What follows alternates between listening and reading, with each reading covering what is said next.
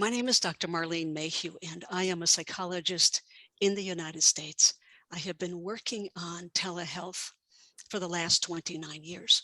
So I have pretty much seen the internet grow up. I started in 1994 and then watched the evolution of the industry on the internet. So I run a training institute where we teach evidence-based telehealth, legal, ethical, and clinical issues, and also a lot of practical stuff about how do you really do this and protect people at the same time.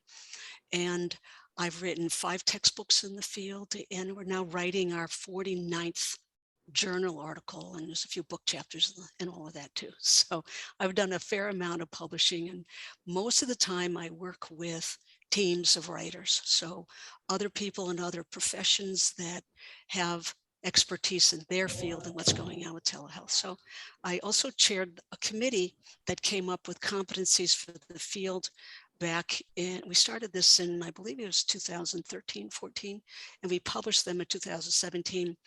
They forgot to put the competency, the publisher forgot to put the competencies in the article, so it got reissued 2018. And when we talk today, I'll give you a link where you can go get your own copy of that I can give to you for free, because I'm the, one of the authors of the article. So the publisher lets us do that without violating copyright. Thank you, Dr. Marlene. And I think if I could just give a brief intro as to why we are here, and there have been these recent news articles we've all been reading about concerns that are coming up with various online services, and we are now well aware at the promise of the digital technology. It makes lives of people with mental health difficulties, providers, their caregivers better. At the same time, we're also aware that it doesn't come without risks. And I think that is the reason why we decided that this was the perfect time, specifically, as we have just seen a rapid growth and spurt in online services and telehealth use during the pandemic. And that trend seems to be continuing now. And what will it look like? What ethical and legal considerations do we need to keep in mind? Were some questions that were there in the community, that the therapist and tech community, and we were discussing it, and we decided that yes, we should have a conversation on it, and we couldn't think of anyone better than you to guide us with these very pertinent issues. And yeah, we would love to take it on from here. And like Dr. Marlene said, please, each one of you, if you could just type in your concerns or any questions you've had so far, anything that's come to your mind when you've read certain news articles or researches, please feel free to type it in the chat box, and we'll take it up as we go along in the presentation, in this conversation. And this is really a conversation. I would refrain from saying presentation anymore. It's not a presentation. Okay, so to get to your question, the industry is being turned on its head because we have very, very large amounts of money that are being invested to tap the profit-making potential of people with behavioral and mental health and substance use disorders. You see, by people who never before even contemplated any of this. And a lot of that work is being done by groups that can go raise $10 million, $50 million, $100 million per round of funding. All right. If you look at the spending budgets of the associations in the United States, American Psychological Association, American Psychiatric Association, National Association of Social Workers, American Counseling Association, they're not in the hundreds of millions of dollars. Okay. And so one round of funding for these companies can wipe out what's to the clinician seems to be a good source of information. But if you've got $100 million, 200, 300, $500 million telling you to do something this way, and you're training and these associations telling you the other way, clinicians don't know which way to go. That's the problem. There's no regulatory body for these companies. Okay.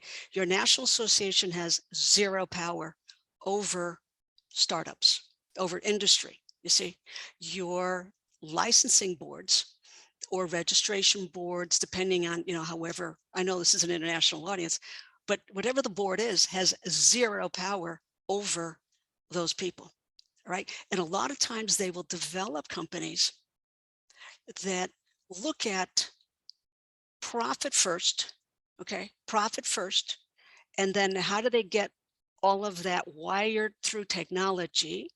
Okay, so some countries have laws about privacy, all right? Um, if you look at the data on that, HIPAA compliance in the United States or in Canada, PIPEDA compliance, not that good, okay? Compliance is not that good, and these companies stand to either make profit or not make profit.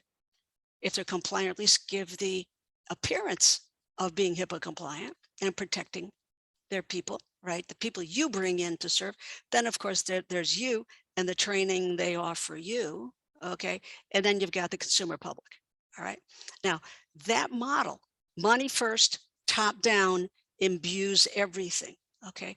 If you look at how we're trained, most of us anyway, we're trained, money doesn't show up, okay? Protecting the people who trust us, our professionalism, our legal code, our ethical code, our clinical models, okay?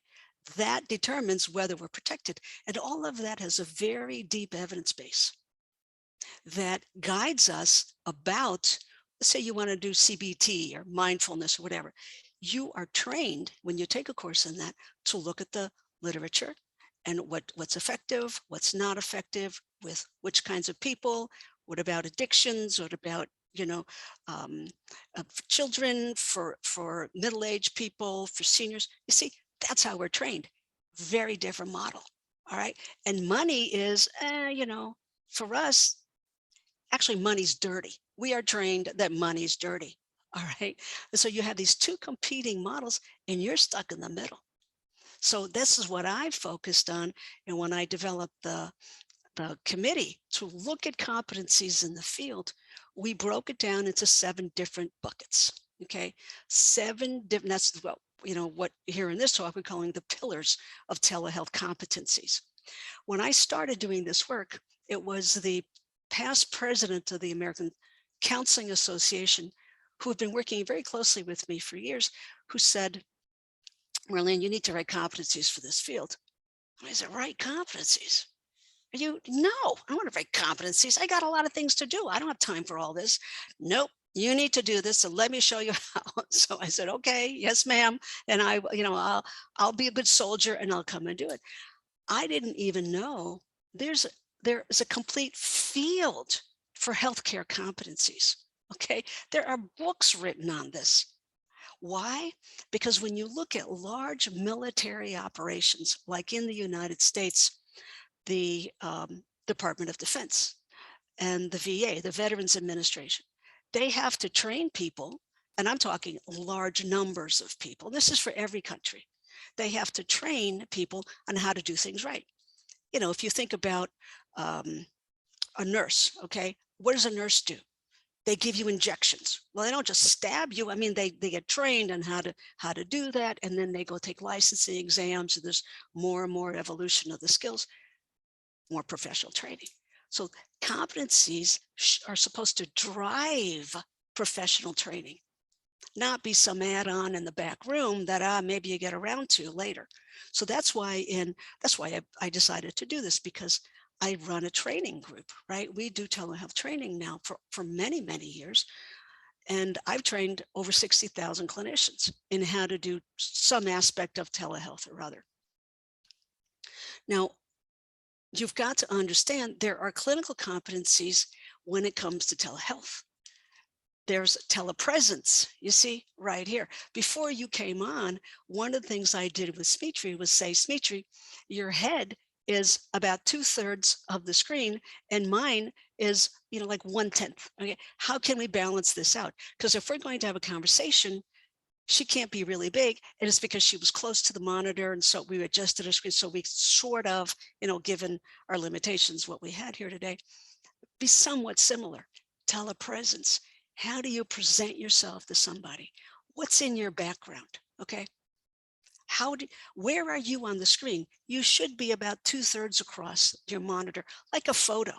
You don't take a photo of yourself and all you see is your head, or I've seen people where all you see is their nose and their eyes. And then there's a ceiling fan overhead that goes around and around and around when you're talking.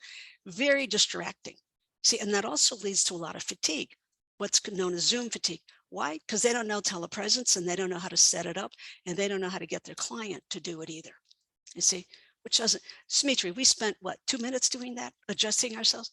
This is not rocket science. But if you don't know that you need to do that to avoid getting tired, okay, to exert some level of control into that other room that you're connecting with. Well, people are coming and going, Marlene. I can't. Yeah, you can stop that. You can ask them if they have a door. Okay. If they don't have a door, do they have a car? Can they go somewhere else where there's, where there's a barrier, or go put a sign up, don't come in this room, and let them take 2-3 minutes and go do that.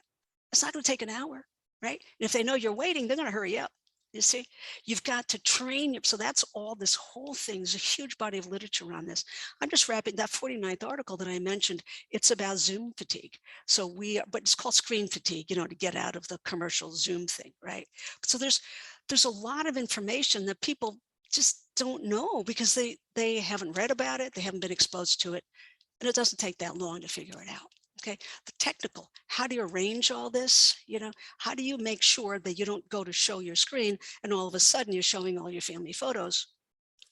Mistake, you see, not appropriate, right? I mean, there's a lot of things in terms of what we do in our boundaries that we need to be careful of about the technology. And that includes a lot of legal and regulatory issues that have to do with privacy and security. And if you're getting hired by one of these companies, where's your client data going? Where are you typing in notes? Who's in control of that?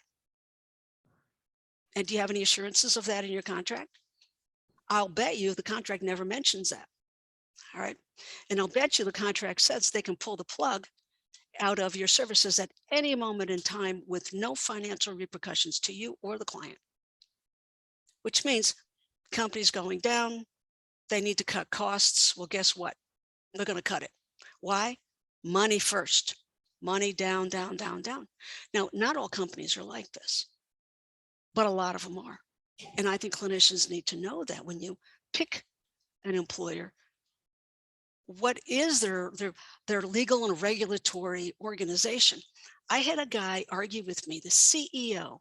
I was hired by one of the Fortune 50 companies. I can't mention the names, but to go hire an online platform for their employees because they're a very big, one of the biggest high-tech companies in the world.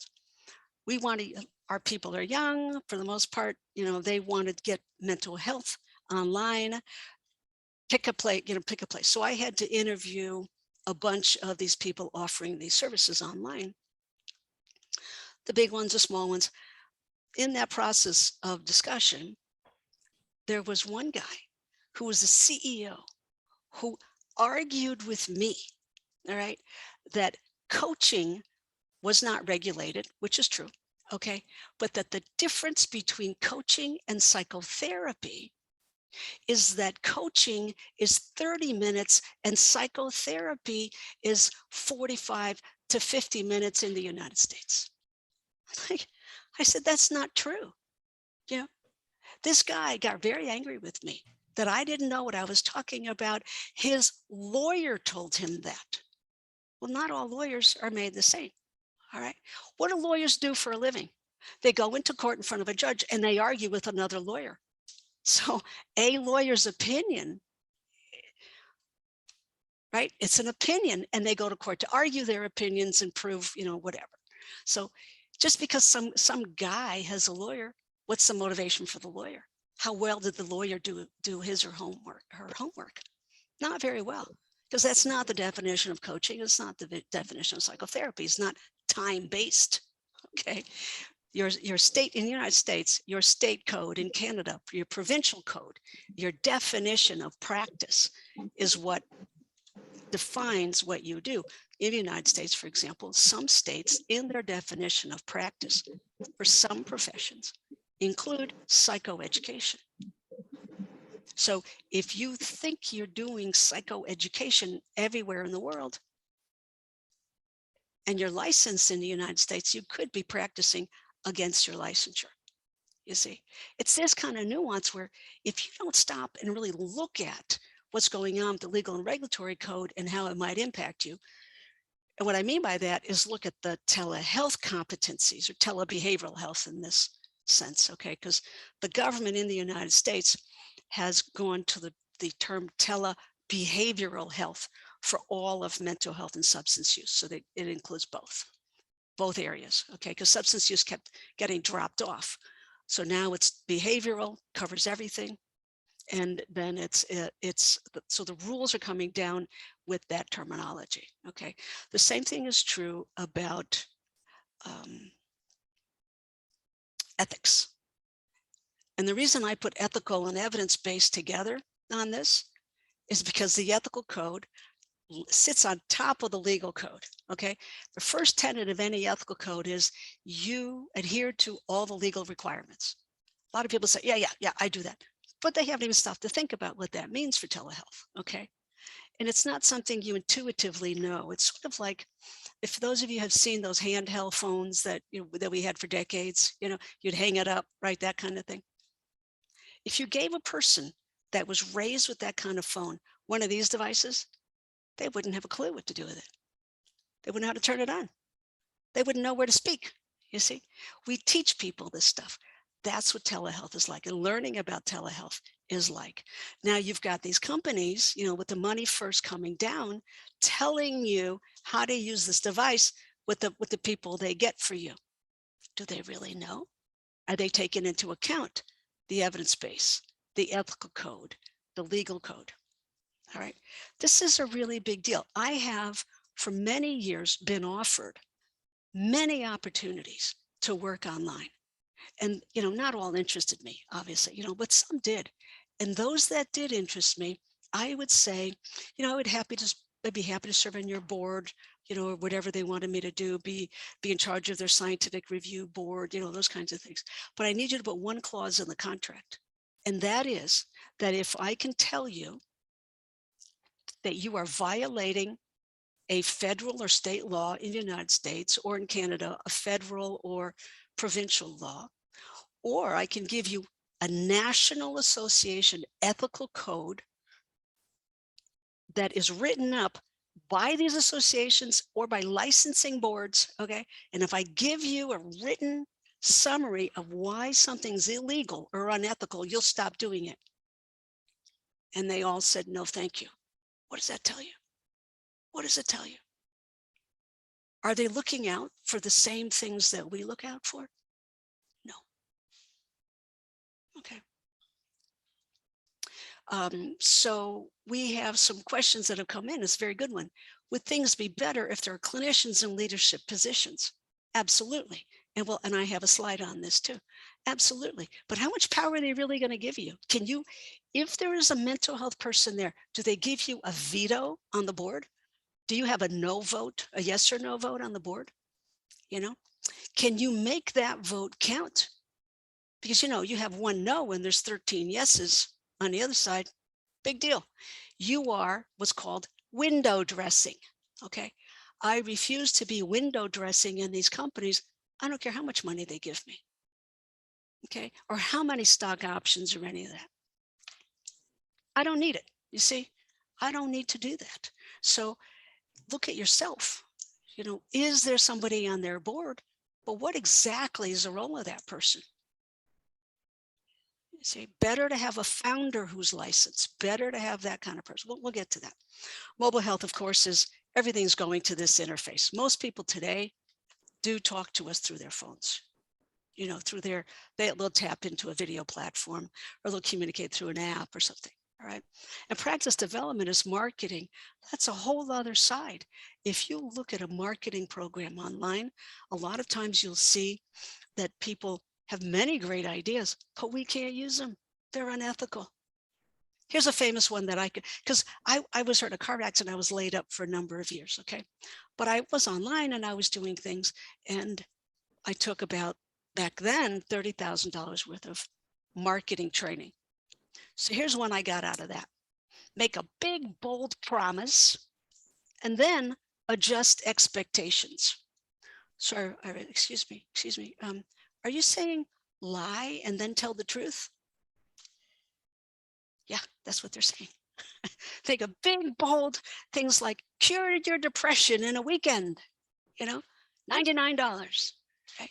And then once they buy, you adjust their expectation. Now you tell them the truth. So you've got to be careful about what they're promising so that they're going to, because you're, in essence, when you sign on to companies like this, they're developing your practice for you. All right. So let me move through some of these questions. Before I do, I want to give you the copy of that competencies article that we published in 2017, and now it's the 2018 version. It's here. It's a blog post on my website, and you can download it. It's telehealth.org/telebehavioral health competency framework with a dash in between everything after the slash. All right. So you can get that or take a screenshot of it or something. Okay. Then let's move to some questions, some more specific questions, Smitri. Yes, and there is one question that's come up in the chat as well. Inna, she's a member of the Therapist in Tech community. She's asking if a therapist has a concern about a specific practice within a company, who can they consult with to determine the specific aspects of a practice that might be problematic? Yeah, this is a very good question. Depends where you are, right? If you're in the United States, you write to, and you belong to an association. This is one of the advantages of belonging to an association. A lot of people think, I'm not going to pay that few $100s. I'm going to save the money. Well, your association is there to protect you. All right. If you write to them and you say, I've got an employer who's asking me to do ABC, you don't have to incriminate yourself or, name the company to say, this is what I'm being asked to do. Is that ethical? I've reviewed the ethical code. Go online, for Pete's sake, and review the ethical code. I think it's in violation of code section, blah, blah, blah.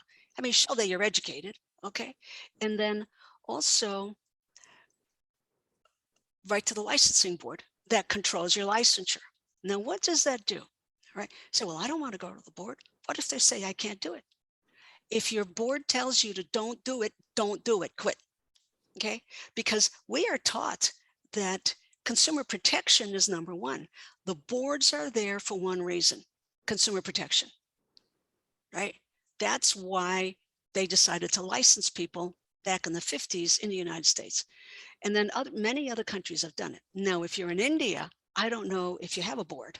You see, I am in communication with the Dr. Sanjay Sood, Sanjay Sood, who's in charge of telemedicine for the country. He reviewed my first book, actually, so he was a reviewer on the book. So he's contacted me through COVID. So, there are things going on that I do know there are things going on in India, but if you're in Pakistan or if you're in another country, Egypt or wherever you are, right, you have to look at the infrastructure in your country. Who regulates these things? And you write to them. Okay. Once again, you don't have to name the company, but you do have an ethical obligation to your consumer, because trust me, nobody's protecting that consumer as much as you need to. If you look at the contracts that you are asked to sign in the United States, when you work for most of these companies, they put all of the liability for your clinical decisions, which means everything you do, right on your neck. You see, on your neck, because after all, they're a technology company. You see that? I know this because I know the attorneys that write those contracts. And I've been hanging out with them for decades. You see? So those contracts, if you're setting up a telehealth company, well, that's what you want. You don't want liability. It's going to cost you money, right? Especially when you're dealing with a volatile behavioral community. You don't want liability if you're the company. So what do? You hire a bunch of naive clinicians who say, oh, I can work Sunday nights when the kids are in bed. Oh, yeah, sign me up. How much are you going to pay? That's all they see, right? But when you read the contract, who is responsible for clinical decisions? You. And if something goes wrong with that person, guess who's going to be up on charges? You. And whether, the government gets a hold of you or an ethical group, like professional associations write ethical codes. I should sort this out. Some people don't know this. I had to learn all this when I started training for telehealth, okay? For us in the United States and in Canada, the licensing boards give you a license. You can practice with this license in this state. There's no license to practice everywhere in the world, okay? In this state. If you go out of the state, you need to do extra stuff, okay? Now, the ethical code is written by a national association, completely separate group. You got your licensing board and your national associations, all right? Do they talk to each other? Yeah, in essence, the national associations are a bunch of providers that got together, pay money to the association to go talk to the government. But they don't make these people, the associations don't make the laws. The laws are made by the states, you see, and they're enforced by the states. Or on the federal level, the privacy laws, all of that is enforced by the federal government, all right? So a lot of people are kind of confused about these things. But you need to be sure that whatever you're doing is okay with both groups. Because even if you don't join an association, if something goes wrong and your neck is on the line, somebody dies is usually where this comes into play, okay? Let's say somebody suicides. What happens next? Oftentimes the family of the person who suicided sues. Who do they sue? Everybody involved all the way down. Now, if the person, I'm going to go here so you can see it better. If the person has that hired you has a contract that says you have no liability, well, guess what? No, they have no liability and you have all of it. Now it falls on you. Are you properly insured? Did you tell your insurer that you're working for these people and that you've accepted all this liability? Did your insurance holder review the contract you signed? Because, a lot of times they will, but no extra fee. So I don't know. See, that's where if I come to answer that question, then it depends on how your system's structured. I know how it's structured in the United States and Canada in particular, but I do know that in some countries there is no licensure, right? So there is a professional association that issues sanctions, all right? They might throw the person out, but does it prohibit the person from practicing? No. It prohibits the person from saying that they are a member of the association. A lot of South America and Europe is structured that way. And I know because I've done a lot of international consulting, right? So it really depends on who the powers are, to regulate you. Okay. So shall we get to this question, Smitri, on the slide? Yes. So how can professionals keep their clients or consumers safe? Yeah. So the first thing we were taught is if ever you learn, you work with a new community. Let's say you specialize in work in counseling and you work with individuals. Now you're going to work with couples. Well, you go get couples training, right? Oh, you want to expand to families. Well, you go take, a course in training, or the equivalent of enough to have expertise, competence in that area. Well, that's why we wrote the competencies. You see, are you really competent? And if you open that article when you get it off my website, you go to the back end of the table, there's a series of boxes. Are you able to do this? Now you need to go through that with a colleague.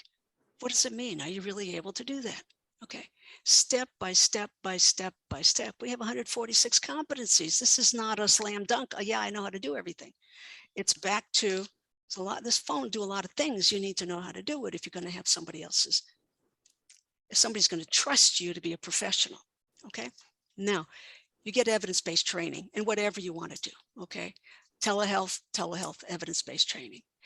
If you don't know where to get that, or you don't find what you need, then go to the literature. Because what is training? Training is a systematic approach to stuff you need to learn. I mean, think about your graduate education. I don't know about you, but I took some courses in graduate school that I never would have ever opened a book if somebody hadn't said you have to do that and you have to pass the test, right? So when you pay someone for your education, right, you're paying them to drag you through, to organize and drag you through stuff that you're really, would be very hard for you to do on your own. You might have motivation, but it's really hard. All right. If you want to do that for telehealth, go to any one of these places I've listed here, Google Scholar, PubMed, these websites, and ask for some literature on whatever you're working with, you know, caregivers of people with COVID and the emotional stress they're experiencing. Look it up. All right. Now, if you want a systematic way to do it, then professional training programs are where to go. All right. So let's move to this slide. Yeah. There's one more question around consumer protection that's come up. Spencer's asking, consumer protection should come first. How do you predict telehealth standards changing short term and long term? Yeah, we'll get to that. That's why I keep trying to pull us through the slides. I have slides on this because we got some questions early on and I put them on some slides. So let's start with how this do we select an online employer? All right. So we mentioned one, the board of directors. Okay. Well, who else is exerting power in this thing? And if you want to work for a company and they won't answer your questions, but they're going to put all that liability on your neck, think about it, right? Is that a good choice for you? When you go to bed at night and you're lying there and you're trying to fall asleep, what do you think of? See, I was a clinician for 35 years. And I'll tell you, my first 20 years are pretty tough. So there's always, geez, I said that, but maybe I should have said it this way, or I left that out, or this, constantly second guessing and trying to get better and better and better. I had a peer consult group, which really helps. So what you're doing is really helpful. I had a peer consult group that there were 4 other women and they were all 10 years my senior. And I went to them, like my first decade of working. And I said, hey, do you still go to bed and worry about what you said and didn't say? Oh yeah, Marlene, that's never going to stop. Well, I think if you hang out long enough, eventually, it's kind of the same issues keep presenting themselves. Telehealth is kind of a whole different animal, but after a while, you kind of get it. But you want to make sure that the person who has a degree actually practiced if they're on the board.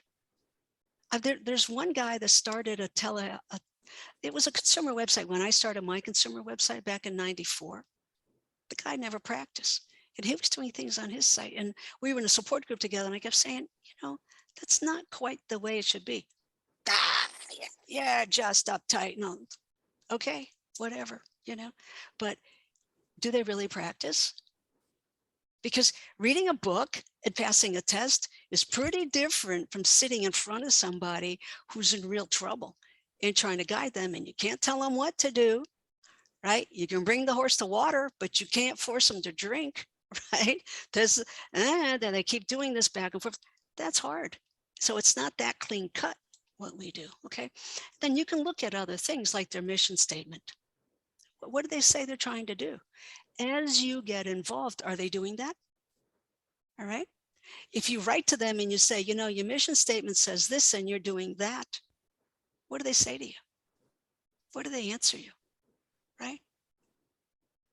I spoke with, in my role of interviewing these people from Silicon Valley, I spoke to the quality control manager and the clinical director of one of these, because I could get in because I had a big fancy hat on, with this company that hired me. And they didn't want to answer my questions on the phone.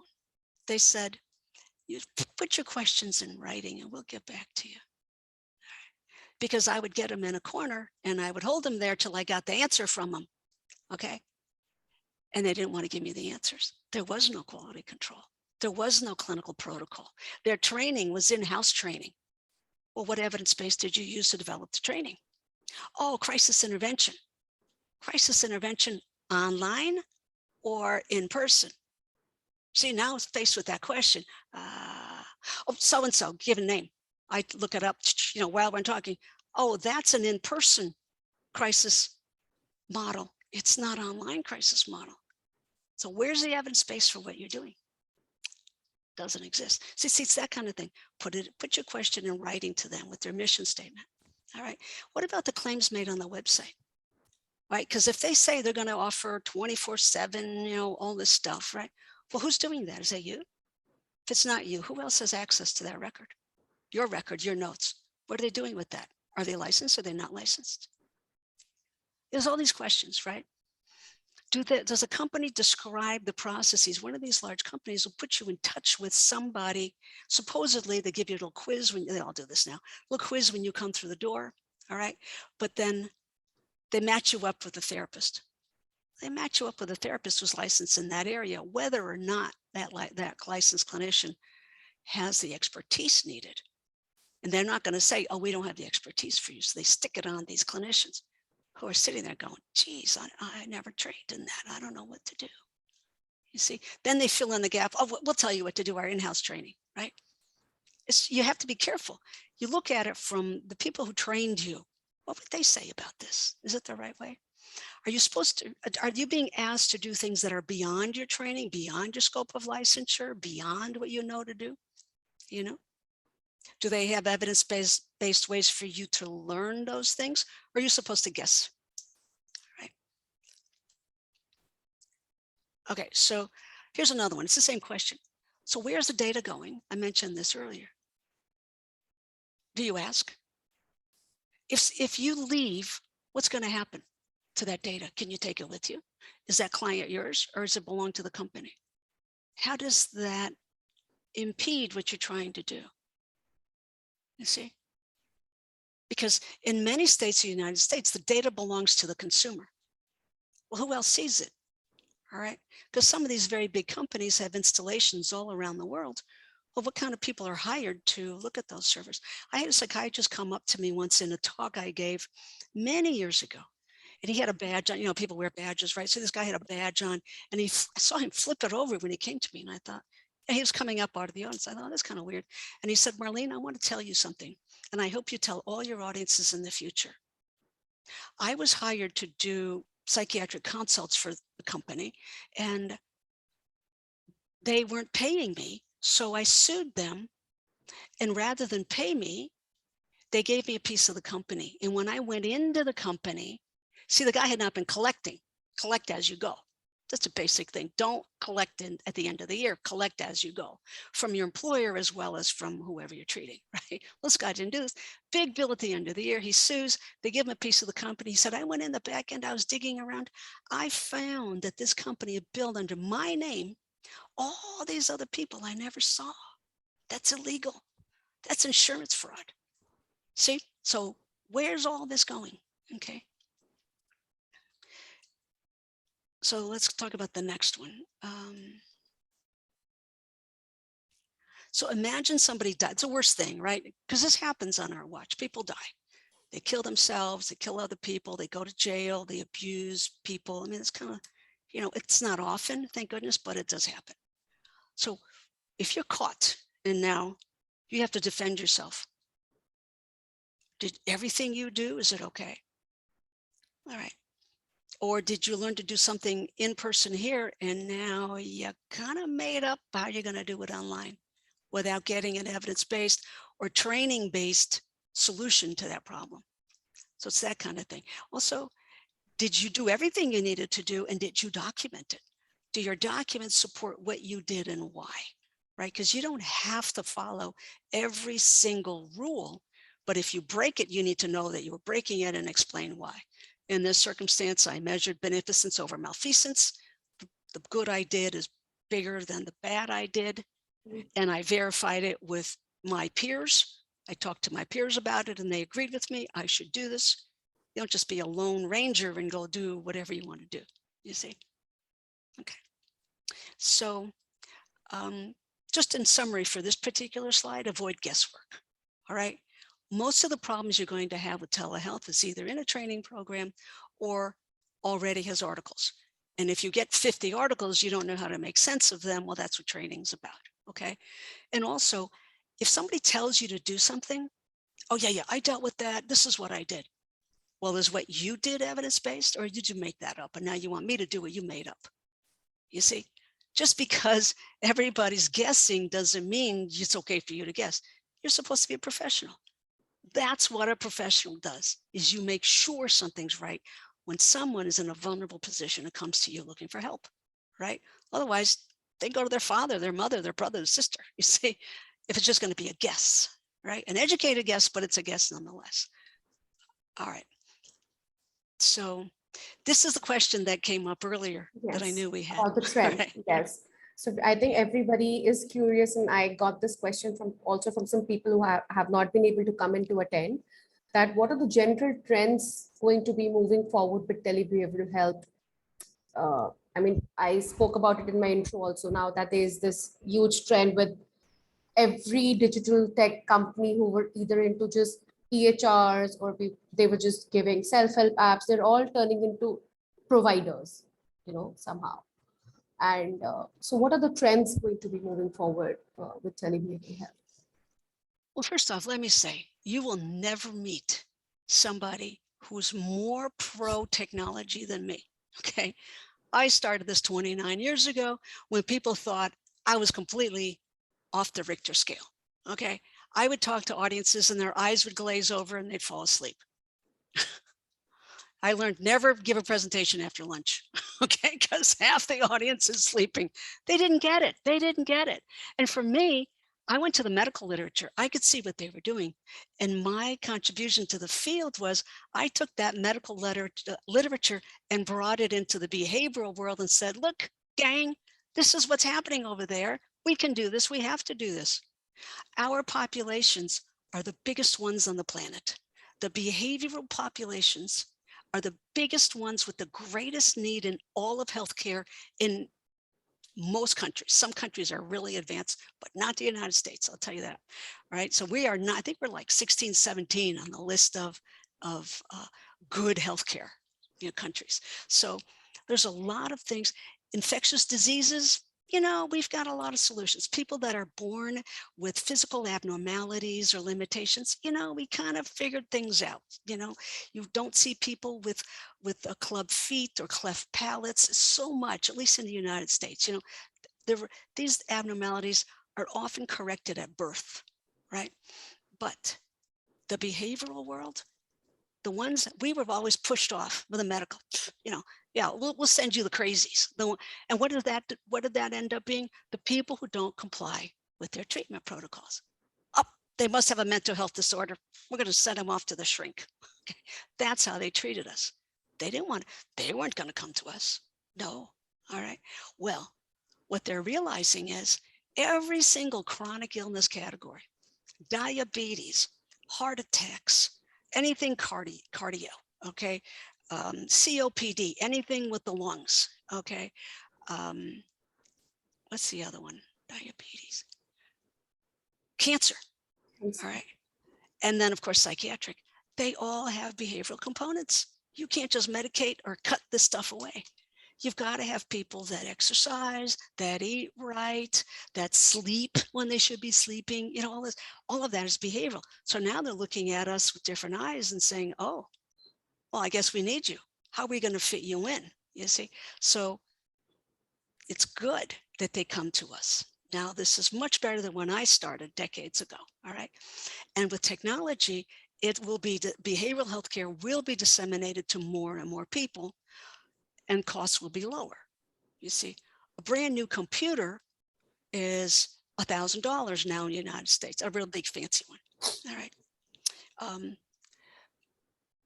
Back when I first started, it was 2,000, and it was 2,000 for decades. It just dropped down to 1,000 a while ago. Why? Because they figured out that's what people are going to spend. Right? Everything is money driven. Right? But what we're going to see now with healthcare is lower and lower costs. I take my time to speak with groups like yours so that you will see it doesn't have to degrade the service. We can have lower costs. We can have greater access. Okay. It can be research-based more and more. So increased research-based care, but that's where it's on you to make sure that the care is research-based. And you don't be some little cog in a wheel, some little robot that does what these companies want you to do, and you absorb all the liability, and you're the one up at night not sleeping, and they're sleeping, really well out on their resort property, you see. So what's happening too is they're focusing on less trained individuals, all right, which is good, because if you look at the training I got, much of that I never used. It's a waste. a waste of my life sitting in a classroom, a waste of my money paying for all that stuff. But we don't need people trained to my degree. Now it helps me when I train because that's why I'm a trainer. But clinically, I didn't use not even half of what I was trained in, you see. So training, people do not need to be trained. In the United States, there's a program that is mental health first aid. And high school people are trained in how to do mental health interventions. It's a 6-hour training. And what is it? Ask open-ended questions, ask people to make I statements, some of the real basic stuff that we learn, And so they're taught to do that over and over and over again, and they go out and they do really useful things in the communities, you see, and then they refer up. So the trend is going to be less highly trained people, more people with less training accessing more folks, which is really good. We really need that, okay? More of a national insurance coverage, which kind of gets back to what I was saying earlier, where you've got people who were in the olden days not getting care. Well, now these people are saying, well, gee, we really need to give this person some behavioral health care. They keep ending up in the hospital with what they think is a heart attack, but it's anxiety. So every time they go to the hospital with a heart attack, that costs a few $1,000s, and it ties up the emergency room, and all these kinds of things. See, so more national insurance coverage. So now we're seeing more and more, at least in the United States, and I know Canada's had it for a long time, national coverage for behavioral health, and more paraprofessionals. Well, they're not even professionals. They're not licensed, like the mental health first aid, doing the first leg of it. Also in that, some companies like, I don't know if you've seen ProChange by Prochaska Di Clemente. Does that ring any bells? Prochaska Di Clemente, Stages of Readiness to Change model. Yeah, Prochaska developed this whole website called ProChange, and he sells services to employers where there are no professionals involved. It's just self-help, but very well delivered. Really, and with apps and, reminders and just really fancy tech work. Well, hey, that is the trend. I hate to say it to clinical groups, but look at how hard it is for us to be controlled by licensing boards so that we all say the same thing. In the United States, if you get a protocol, a treatment protocol, a treatment history of somebody who's been in the hospital a few times, you will see these records go on and on and on. And the person may have 5, 6, 10 different diagnoses. How could that be? If you have a toothache, how many options are there, right? I mean, it's much simpler. We have not standardized our training. We have not standardized. This is why the government in the United States in 2001 said all training will be competency based. You can't make stuff up. Essential oils on your feet at night. Where's the evidence base for the disorder that you're treating?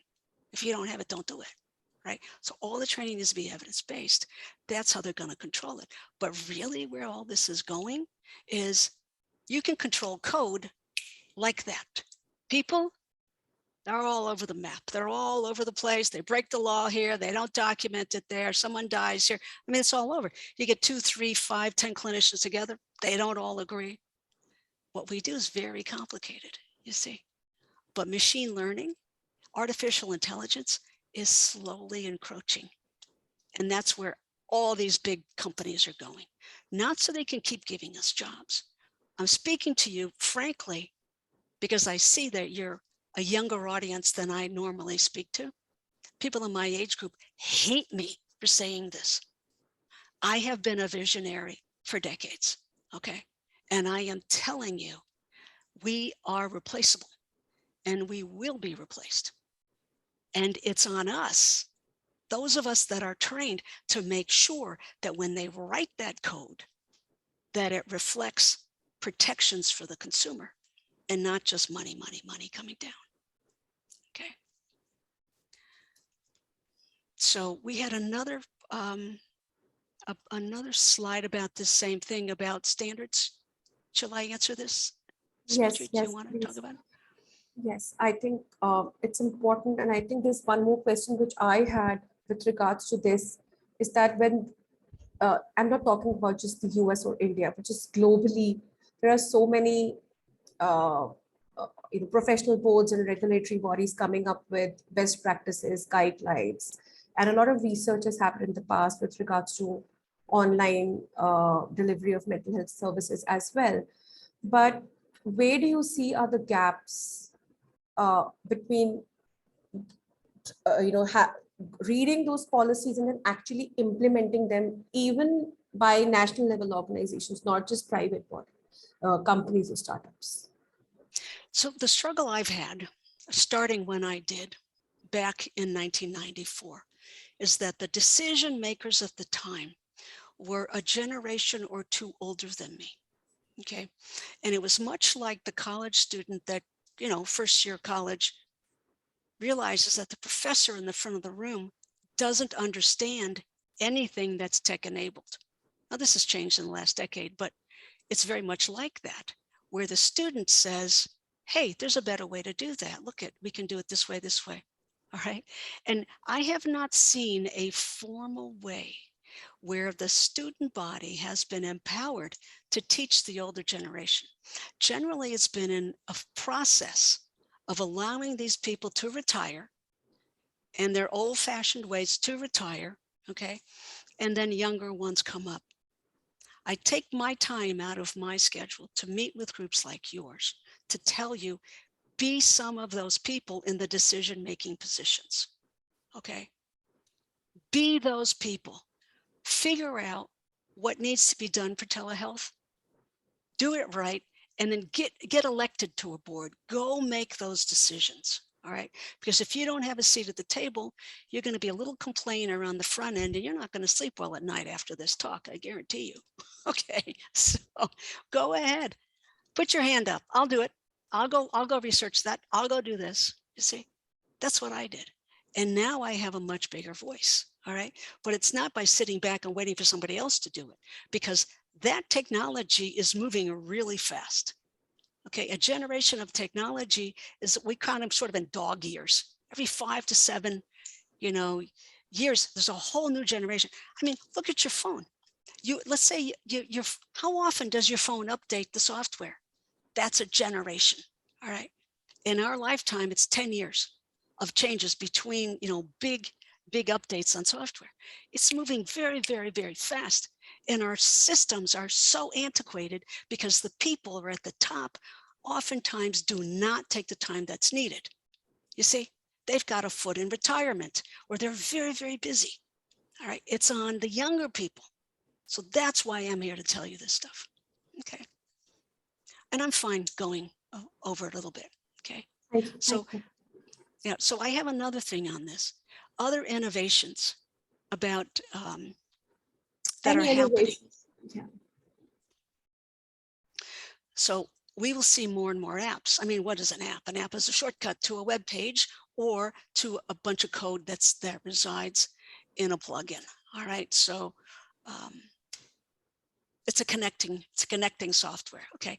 Remote patient monitoring. If you haven't gotten into this, it is the wave of the future. And in the United States, the behavioral clinicians don't realize you can get paid for this. There are CPT codes for this. You can bill for it. All right. And it sends you data. Now you see a first generation with an Apple iPhone. You see it with Fitbits. Here, I have a ring I wear on my finger. It's called Aura, O-U-R-A. I don't have stock in this company, but it tells me my sleep patterns. How many minutes did I have in stage 1, 2, 3, 4? How ready am I for my day? And it gives me, a rating of like 50 to 100. All of this stuff. Well, guess what? What are they measuring? Autonomic nervous system. What is biofeedback in our world? Biofeedback is a measurement of the autonomic nervous system. So we are sitting right at the pivot point where a lot of our autonomic nervous system, which is a very involved in our emotions, is getting measured and tracked. And the next generation of this will be behavioral tools. Okay. So training improvements we're seeing too. We see this at the Institute, where you see today, we're trying to have a discussion with you rather than me sitting here lecturing, right?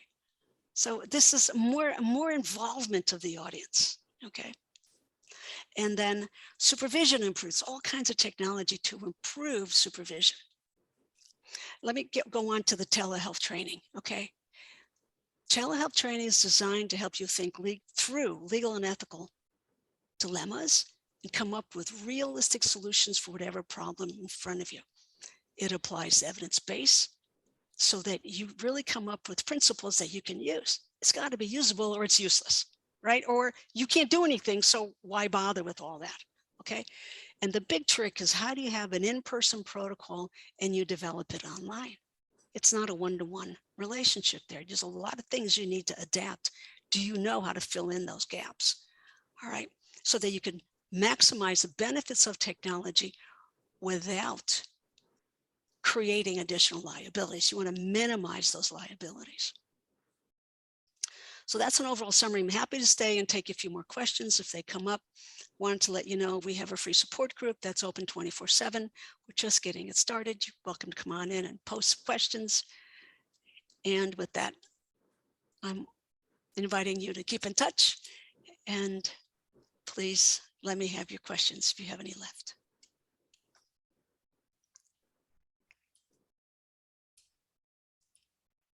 Thank you. This was very, very insightful and helpful, Dr. Marlene. And I think we've got a lot of compliments and people expressing their gratitude for this conversation already.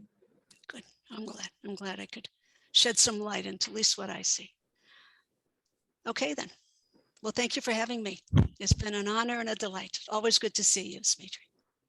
It's fantastic. And before we leave, I'd just like to share that I'm an alumni of telehealth.org, and it's been an honor to host this webinar with my mentor, and I think it's given me a lot of confidence to be where I am today. So I'm really grateful to you, Dr. Marlene, for this, and for the My training, pleasure. all the support that all your staff has always provided to their students. That's been fantastic. Thank you. And to everyone here, if you still haven't visited Therapists in Tech, that's also another community, a supportive place for people who are transitioning into tech and need more support. It's just free support available. There's a lot of conversation, a lot of information that's shared about various jobs and how to prepare for interviews, etc. So feel free to come and join our Slack channel as well. All right, then I think there are no questions. If I do receive, I'll mail them to you, Dr. Marlene, and I'm very grateful for you to spare some time and have this session with us. Thank you, and have a great day ahead. Okay, you too. Bye now. Bye-bye.